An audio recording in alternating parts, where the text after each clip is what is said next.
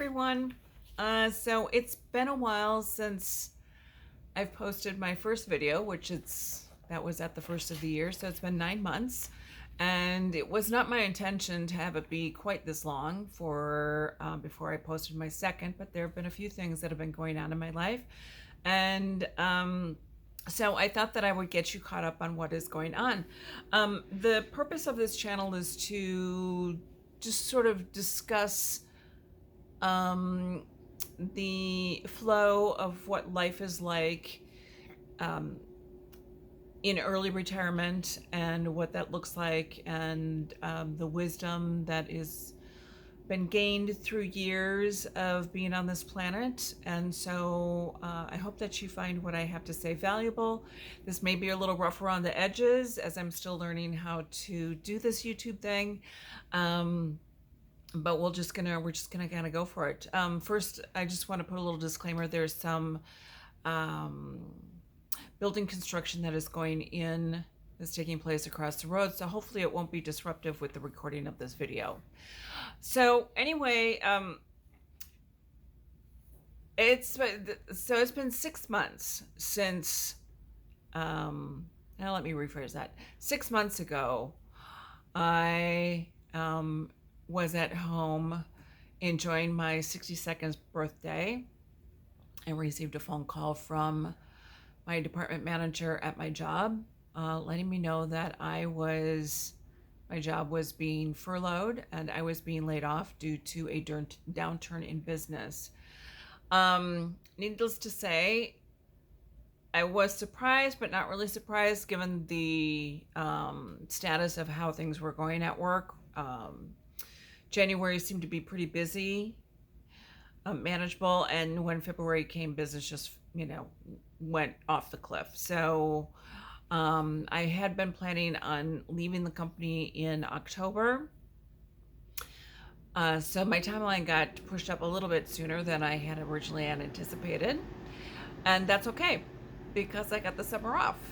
I took Social Security early, and I also was able to, and I still am collecting unemployment. I have been softly looking for work, but I don't want to go back to work full time because I'm taking Social Security. So, and I don't want to go back to the full-time gig. But anyway, what today's video is going to be is just kind of a brief recap of what has been going on the past 6 months, and then subsequent videos I'll get a little bit more detail into what has happened each month in the past 6 months, sort of the mindset, the ebb and flow of what's been happening with me, and hopefully there's some lessons there for you, some wisdom, and yeah, so we'll just get into it. So I have my notes here. I'm not quite at the proficiency yet of doing this off the cuff without having notes or a script, so I will be looking down from time to time. Anyway, so I am calling this to the Clarity to Chaos Starter Pack. I think that's a good way of putting it. So yeah, on March 20th, which was my birthday of this year, I was furloughed and laid off from my job. So needless to say, I don't even think that my former employer knew that it was my birthday, because when I had said on the call that, well, happy birthday to me, it got quite quiet rather quickly. But right after that, so that was on a Thursday, right after that, I was just relieved and grateful that I didn't have to go back into what I perceive as a very toxic workplace come Monday. Another thing that was really interesting that happened is the job did entail me working from home 3 days a week. So I did have my office tech gear, my laptop, company laptop, company equipment on me when that phone call came through. So I did have to return it to the office, which I did the following Friday. Interesting little tidbit of information. is or a development that took place at that time is I brought my gear in to be returned, and then went to chat with my former coworkers for a little bit. And after about 10 minutes of that, and still wanting to visit further, being respectful of their time and not wanting to be disruptive, I was promptly told that I needed to vacate the premises, that I was not allowed to be on the building campus. So, and I asked, I said, am I being disruptive? They just said, no, you're not allowed to be here because I've been laid off. Okay.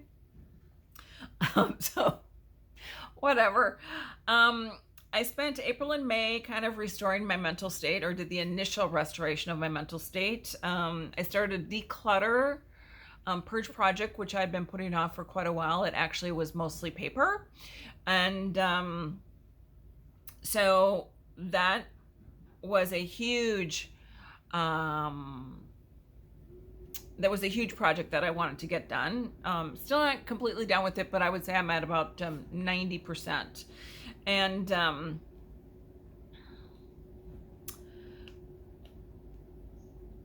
I also started to work on some healthcare issues, or I should say healthcare coverage, some health insurance coverage, which took much longer than I was anticipating to get completed. And I also realized in those first 2 months how much of how detrimental the job was to me with my former employer. So and like these are just kind of like highlight notes. I did notice that things started to shift in June, especially when I realized that I wasn't around complainers and gossipers and the clique and people who are seekers of validation. So, which was really beneficial. It's easy to get sucked into that mindset, and I'm glad that I was out of that, so I could just be in a calm place at home. I was feeling kind of stuck still on what the next step was for my life, but I tried not to worry about it too much, and wasn't really sure what to do next, but I did just want to rest and not really talk to people. So my role was one in customer service, so I was on the phone all the time, and I really just didn't want to talk to people anymore. In July, I made a big shift, and I decided to go into what I call monk mode, and pretty much stepped away from almost all social media. I pulled away from some friendships that I realized were causing me some distress, though I couldn't really quite pinpoint what that distress was. And also knowing that my my nervous system just really needed to relax and reset. And the other thing that started to shift is that I was realizing that wardrobe was a big part of my identity. You probably wouldn't know that now with what I'm wearing because I'm pretty casual today. But I started to go through a real identity shift with my wardrobe. And that's something that I'll probably talk on in a future episode. But I don't think it's something that people talk about enough, the wardrobe identity. So in August, I extended the monk mode process another month. I only thought that I was going to be doing that for maybe about 30 days, but I've extended it, and I'm still doing it. I did get clear on my wardrobe identity, which was nice. Figured out that I'm 90s minimalism gal. And then I started focusing on my home interior because that has been quite cluttered for a long time. I was also feeling this big change to eventually move out of my current residence, whether that means out of my city or even possibly out of my state. That is still something that I'm considering, but it's not on the front of the list. It's just something that's on the list. And the other thing that I noticed, because I realized that I had been so angry